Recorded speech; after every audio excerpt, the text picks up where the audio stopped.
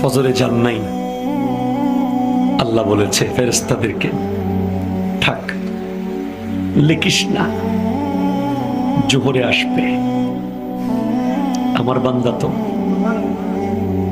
আল্লাহ পানি বন্ধ করে দেব, না না না, আমার বান্দা। খানা বন্ধ করে দেব, না না না, আমার বান্দা। আমি না গাফফার,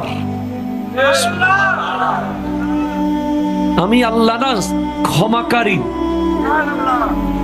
আল্লাহ দোষগুলো দুনিয়াকে দেখাই দেব, না না না, আমি সাত্তার।